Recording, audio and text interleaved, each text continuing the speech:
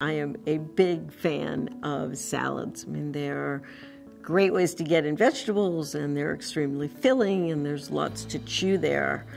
But you can easily make a nutrition disaster out of a salad when you start putting Chinese noodles on it and fried chicken on it and cheese and lots of nuts, and then on top of that you put ladlefuls of Thousand Island or blue cheese dressing. So be very careful when you're looking at an entree salad.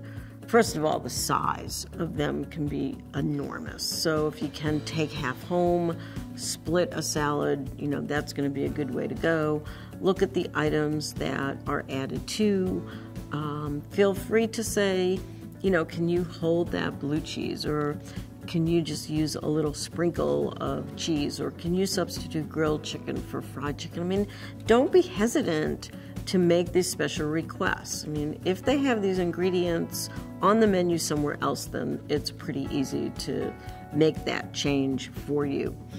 And then when it comes to dressing, always, always, always salad dressing on the side, because that puts you in control and not the person that's ladling the dressing on in control. And then do enjoy the dressing that you enjoy. If you're really a blue cheese dressing fan, then have some of it, but use very little of it and ask for a side of vinegar.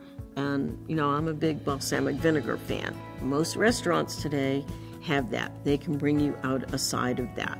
Or they have red wine vinegar.